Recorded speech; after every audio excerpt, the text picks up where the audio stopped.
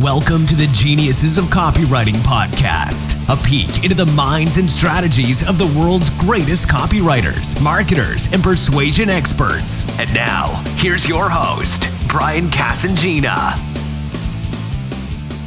Hey guys, welcome back to the Geniuses of Copywriting podcast. We've got a really interesting guy on the call today. He's a copywriter who I've been following for some time, and he's definitely got the chops that I want you guys to hear about today. So, Everte Farnell, welcome to the call. Thanks for coming on. Oh, Brian, I appreciate you having me on. It's always a pleasure.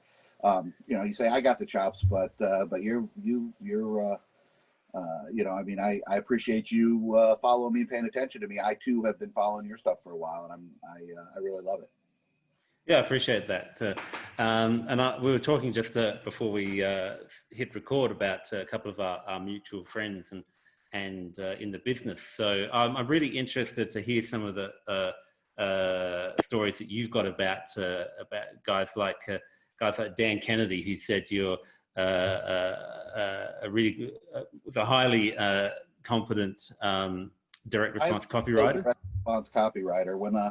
When I saw that, and lest anybody ask, I did not pay Dan to write that in his book, because that's not impossible. But yeah, I mean, Dan's always been wonderful. He's always been very kind to me, and of course, I was a good customer of his for a good while, or before Bill sold the business. But he's always been very kind. He's despite all that grumpy old man shit that he likes to put on he really does care about the people who his students and his people who work and try to do it. Yeah. Right. So who are just hanging around and whatever. But the people actually giving it a shot and really learning and improving, he really does care about them. He wants to see them succeed. That's the hallmarks of a really good teacher. So how did you get started in copywriting and go from there to a position where you're getting praised from the man himself, Dan Kennedy? How did you go along that journey? Well, I started as a salesperson, over the kitchen table. That's a damn good start. Yeah, selling contracting services. I owned a business, and we owned an animal remediation business, me and a business partner of mine, a business I just recently kind of got back into because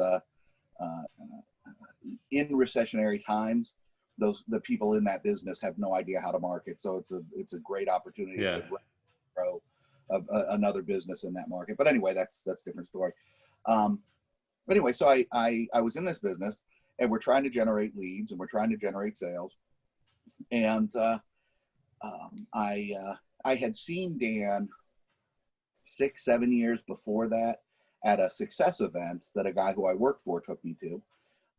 And he had his whole plumber Bill whatever story, and I know the speech very well. Yeah. So anyway, then when it came back around, I had it was kind of funny. I had a friend who was an attorney. I wasn't a client. He was just a friend of mine. Yeah. We both had an interest in martial arts, and he had done some work for Matt Fury here in Tampa, right? And I'm not in Tampa. I'm in Ocala, but in Florida here. So AJ tells me, you got to go to this Matt Fury seminar, and then so I say, okay, I'll go to the Matt Fury seminar. Then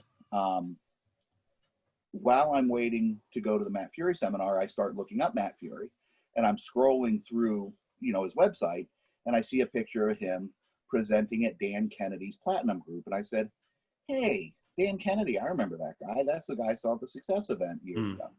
And then at some point, this was right around the time when Jeff Paul was doing an infomercial.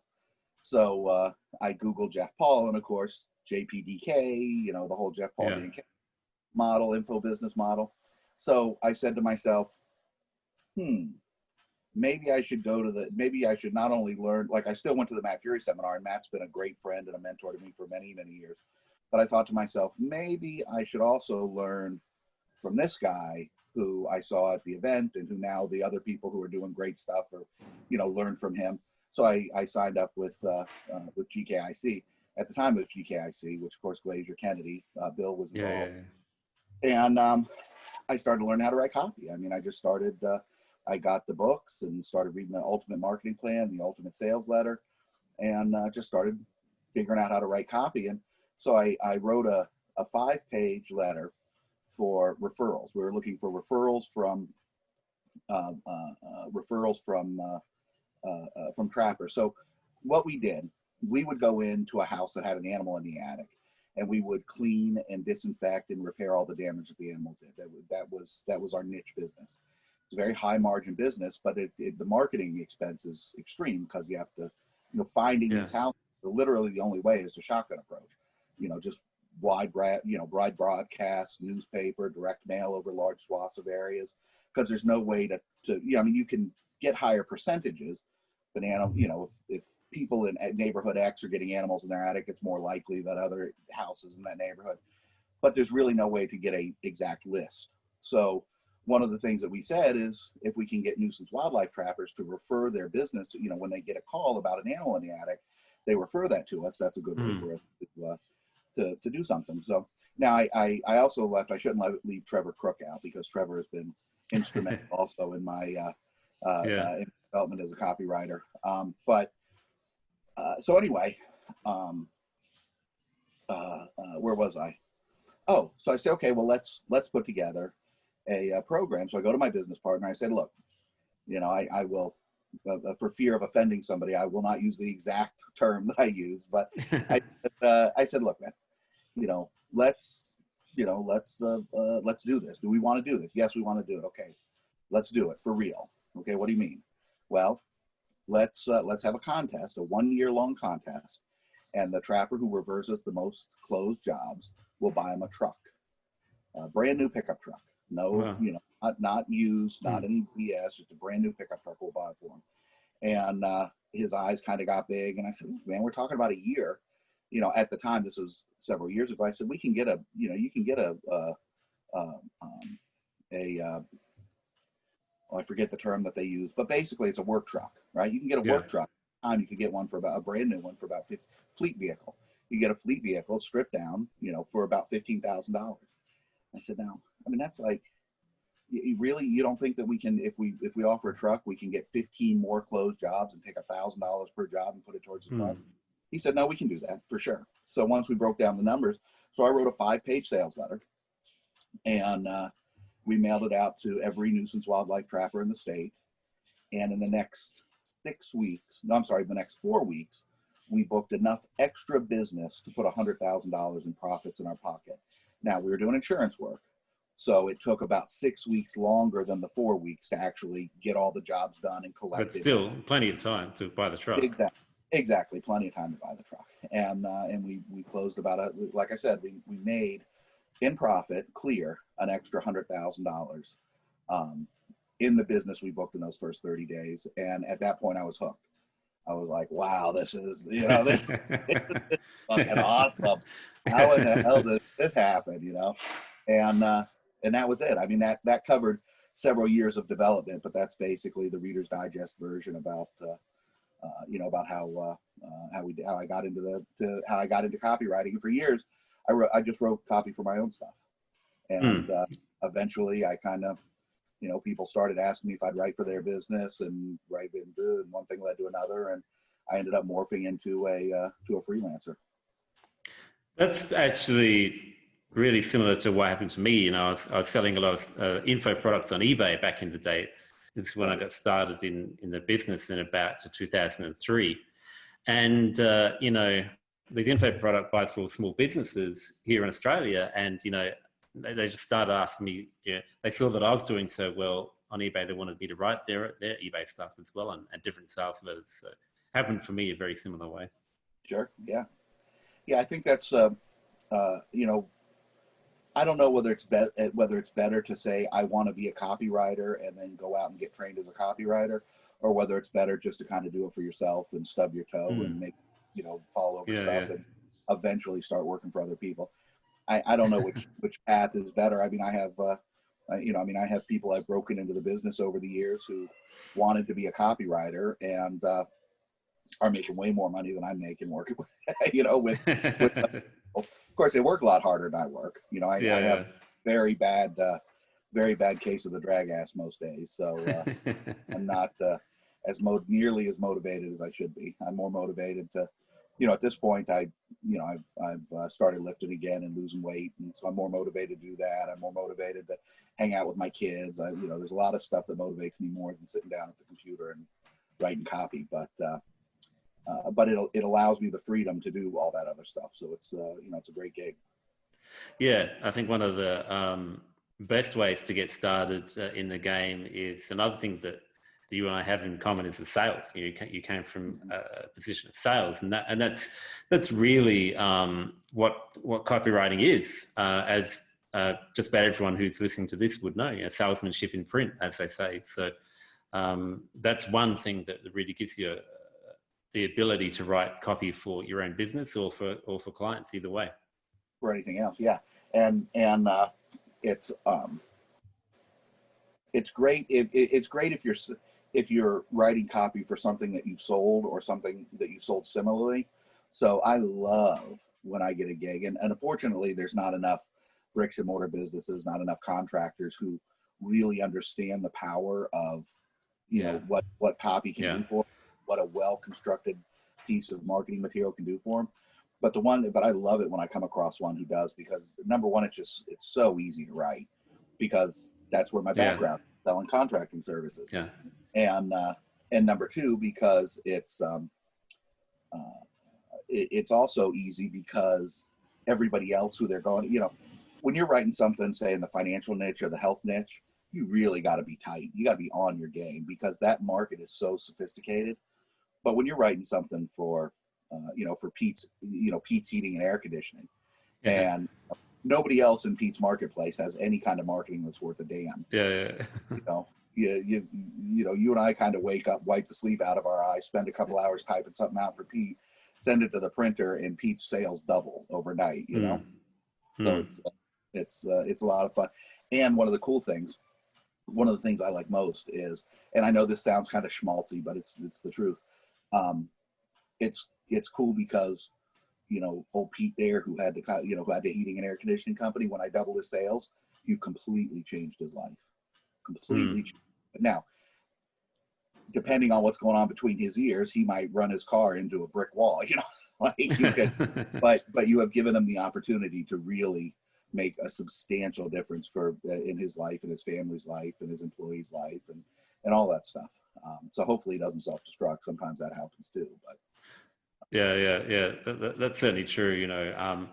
I mean, you often get a lot more kudos when you write for somebody like an ad skills or a client on that level, when you're just writing for a much smaller client. An extra $5,000 in their pocket is a lot of money. Yeah. Yeah, you mentioned ad skills. We were talking about Justin. I love Justin. Yeah. So what, where do we want to go? You asked me to tell some Dan stories.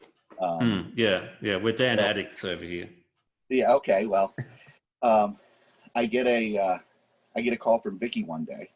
Now, this is after I was out of the animal remediation business. I get a call from Vicky one day, and she says,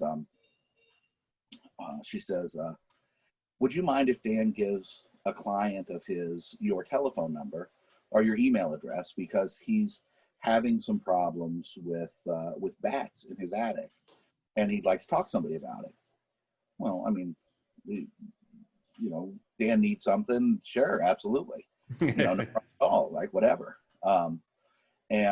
So it turns out to be Chris Cardell. I don't know if you know who Chris is. Yeah, I know the name. Yeah. Okay. Well, he's in Europe, in England, and he does basically what Dan does in America. He does in Europe. And so here's the thing, though. In England, it's you're not allowed to mess with bats at all. Like, if they're in your house, you just got to leave them there. Now that's terrible. You got to leave them there. Yeah, you got to leave them there. But that's terrible, because it causes all kinds of health hazards. It legitimately causes all kinds of health hazards for people. Now, I understand you don't want to kill bats. You don't want to hurt bats, because they're wonderful. They're necessary in the environment. They do all kinds of good for the environment. But at the Yeah. same time, you also, they can cause, if they're living in the house with you, they can cause all kinds of health, histoplasmosis, and, the guano and the urine is toxic. Yeah. It's just not a good scene, right? So, but there's nobody in England, the entire country, who can touch these things. So I get an email from this guy.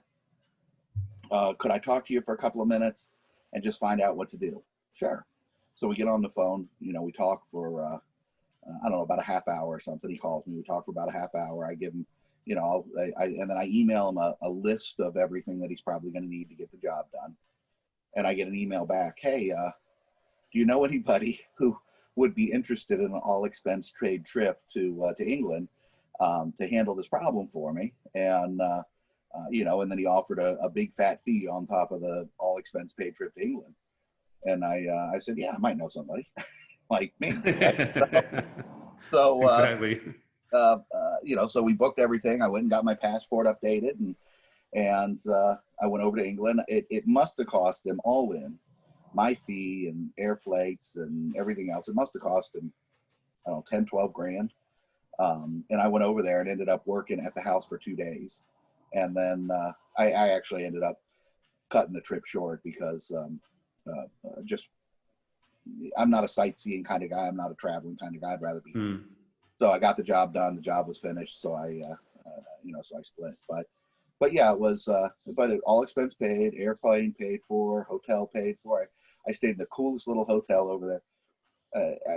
I assume you've probably done a lot of traveling. As an American, it's kind of, I stayed in a hotel and realized this hotel's older than my country. That was really kind of, yeah. But it was just, but it was, it was just one of those, I got a guy kind of things. And, so that kind of stuff is, that's a lot of fun. Not much lesson there as far as marketing, but it is kind of a fun story. So. Yeah. Well, it would have cost him a lot more if Dan had gone over there with the first class flights and well, what's funny is limos. At the next super conference, I came up to Dan and said hi to him, and turns out he had a raccoon in his attic, and I said, well, give me the word, Dan, and I'll be up to Ohio, take care of it for you. And so he said on stage at the super conference, he said, if those idiots that I left in charge don't have it taken care of, then you can bet the big bald guy back there is going to be on a plane up to Ohio to get the thing out. He wouldn't even sleep in his room. He was sleeping down in his office. He said in a little chair. So. Yeah, Dan is one of the guys who I studied right from the beginning. In 2004, I think it's in 2004. I think it was. I ordered his mother of all offers, which was like every single product that he had at the time. And when I was finding out how much it would, how long it would take to ship to Australia, I said, no, I don't want to wait 3 months for this thing to come on a boat. Just send it by a plane. I don't care how much it costs. It costs about 400 Australian dollars to get it sent over. And it's 3 big boxes of all these. He had upgraded to CDs and DVDs at that time, so it wasn't all the VHS and cassette tapes and everything. So there was that at least. But so it wasn't too big, but I'd bought entire courses for less than what the shipping cost on that thing. But I wanted to have all those old DVDs and CDs of all his old super conferences and his copywriting courses and his public speaking course and his consultancy course, and I had all that stuff. Yeah, I got all of it still. It's a lot of it's packed away, but I still break out. I still break out some of this stuff, and it's from 15 years ago, and the stuff is just still gold, it's just amazing.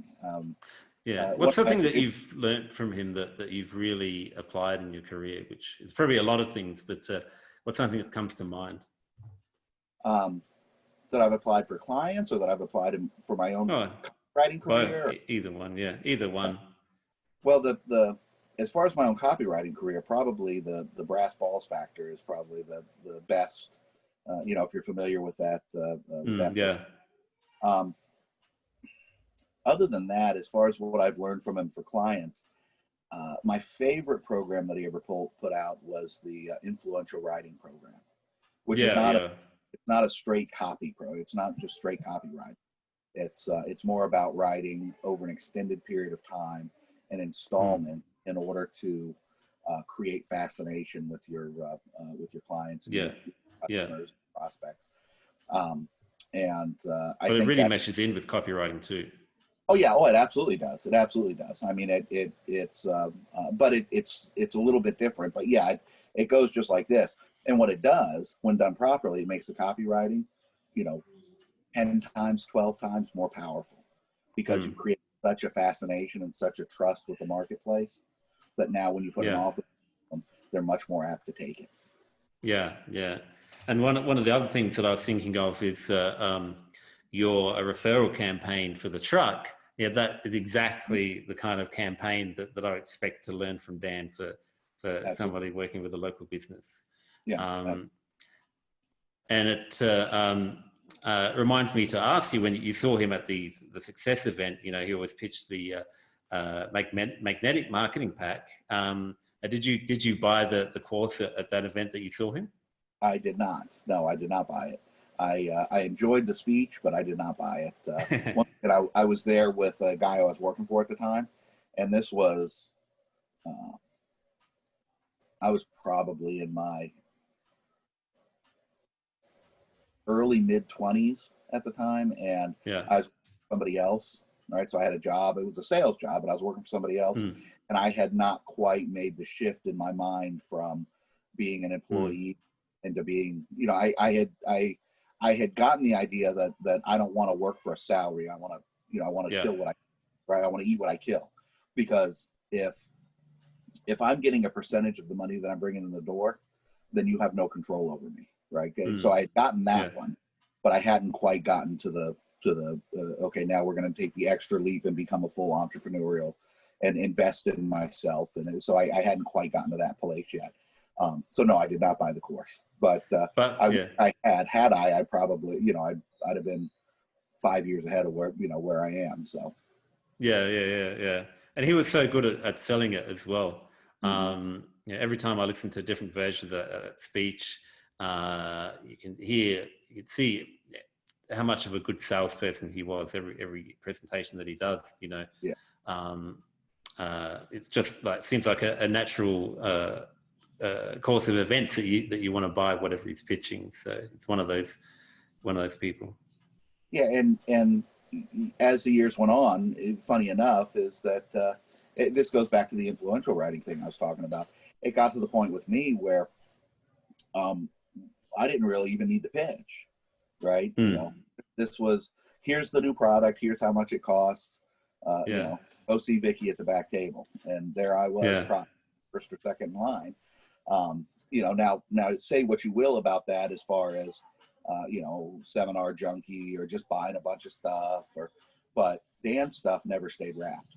I to this day I still have it wrapped from people I bought, and I got home and I was like, I'll listen to that eventually. But Dan's stuff never stayed wrapped. Dan's stuff always got consumed.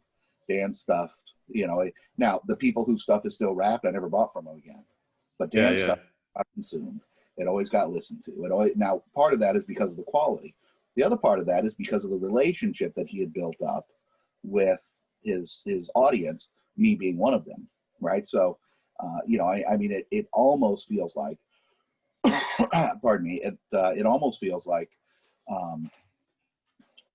if you don't consume the stuff, then you're almost disappointing. You're almost disappointed. Now, you might say, well, that's awful manipulative on his part. Well, yes, it is. But I would argue with you, it was good for me, right? Because, it taught me a lot about how to get sales and about how to leverage my sales ability. Tom Hopkins and Zig Ziglar taught me how to get somebody to give me money. Dan Kennedy how to get lots of people to give me their money. You know what I mean? Yeah. And that's without all the manual labor. And that's that's a powerful skill to have, and one that people should be fostering. You and I over here selling dance stuff, right? Everybody's got to run off to Toby Captain and buy it. I was just thinking about going to his website now and seeing what he's got for sale. Or diving back into my old stuff, or my old Dan stuff, which I've got somewhere around here. All those old those Dan products that I had, when I moved out of Australia. I made copies of the CDs and DVDs onto my computer. Then I sold all the stuff to one of my friends who's a marketer in Australia as well, Ben Simkin. So, Ben Simkin? I know the name. He's one of the biggest Facebook marketers in Australia. But I didn't really know him at the time. But I posted on Facebook, I'm moving out of Australia, and I don't, the last thing that I wanted to do was bring all that Dan stuff and throw it in the trash or anything. It's far too valuable for that. But my new digital nomad lifestyle wasn't suitable for lugging around the huge bookshelf of stuff that I'd had built up to that point. I've got the house here in Burma now. I wish I had all that stuff. I've got plenty of room to store it long term, and we'll have this house for the rest of our lives. But back then, I wanted to travel light. I got rid of all my books as well. So that's what happened there. I actually wish I still had the hard copies of that stuff, because I didn't want to scan all the manuals, so I had to send him all the manuals. It's too much scanning for me, but it's interesting. You talked about how valuable his stuff was. One of the things that, for good or for bad, one of the things I learned from Dan, and then which was supported by my own observations, is that the average person is, I don't remember whether we're on the recording or not, but I mentioned that I have that I am ultimately a pretty lazy guy. Yeah. But the average person is not only lazy, but completely contemptuous about the idea of learning anything to improve their life. So I used to laugh, because when I was getting out of my truck, getting out of my car, whatever I was driving at the time, I would make sure that, I'd grab my iPhone, I'd grab my, whatever else, if I had any, if I had something of any value, I'd make sure it was tucked under the seat. But I never gave a second thought to the Dan Kennedy program. It could be a $5,000 program sitting on my chair, sitting on the seat inside the car, and I would just go, nobody's going to mess with that, because they're too damn stupid to understand it. If the Dan Kennedy program's here and the iPhone's here, and you're going to take one of them, everybody take the iPhone, where the program, that's the valuable thing, right? One they should be grabbing. I had the stereo taken from my car in a shopping mall car park one day, and I had a bunch of I don't know if it was Dan CDs or some similar info products on right out on the dashboard. They took the stereo, but I don't care about that. I'm just glad that they left the important stuff. I don't care about the stereo. I could buy another stereo for $100. Well, you don't even buy a new stereo. You send an email to the herd, and they send you in some money. And exactly, the herd buys your stereo. Yeah. So. So I know this has kind of been the Dan Kennedy show, but the reason I asked you on here is because of your great insights and great experience in copywriting. So I wanted to make sure that was very clear, that you've been very successful, and what you shared on here with us today has been very valuable as well. Just the idea about the contest with the pickup truck. Is something that anyone could do with small businesses and make a quick buck, especially in the times that we find ourselves in now. Like you're talking about. That's I recently started a new project that's specifically designed for local businesses. although it's good for any business, but it specifically was created with the idea of helping local businesses get through this recession. I mean, I don't know what's going on in Burma, but there's basically, in the U.S., we're in a massive recession. Even though people aren't quite feeling it yet on a mass scale, it's coming, right? And a lot of people are, and a lot of small businesses have closed. And the thing that people don't realize is, I tell people I never made any real appreciable money until 2008. It was during the Great Recession that I really started making any money. I mean, I did well for myself. I made a good living, but I never made any real money until after the recession. So, how did that happen? Well, because at my age, I'm almost 50 years old. I've lived through, looked it up, I think it's been 6 or 7 recessions, but I've actually been doing business through, this will be the fourth recession that I'm actually in, actually out doing stuff in the market with. And each recession, I learned a little bit more and a little bit more and a little bit more about how to deal with this stuff. And it's, so there's a real, there's a real need for people understanding, changing their mindset about the recession and understanding that there's a tremendous amount of opportunity right now in the recession, but you have to do the work, right? So there's, the thing people don't realize is, for example, it's like the Yellow Pages. People say nobody uses the Yellow Pages anymore. Yes, lots of people use the Yellow Pages. And better yet, a lot of the people using the Yellow Pages are people who have money. They're all 60 plus. And they have some, they have some scratch, they have some dough. And now there are less people using the Yellow Pages, but it's not nobody using the Yellow Pages. The people who are using the Yellow Pages, their net worth is higher than the average consumer. And there's a lot less advertisers in the Yellow Pages. So if you can get a really good ad and put it in the Yellow Pages, you can do phenomenally well in the Yellow Pages still. Now, that is the clock is set on that, but there's still time to, there's still time with it. And, so along those lines, you've got to be able to change your thought process about what the recession means. The recession does not mean that nobody's doing any business. The recession means that a lot of your competition are going out of business. And while the available business is shrinking, right? So the marketplace is shrinking, the prospect pool is shrinking, the prospect per business is going up because there's more businesses going out of business than there are prospects shrinking. And if you're good, even a little good, especially if you're a local business, if you're even a little good at getting customers, clients, and prospects, if you're even a little good at marketing, you're going to be able to get a larger share of that prospect pool.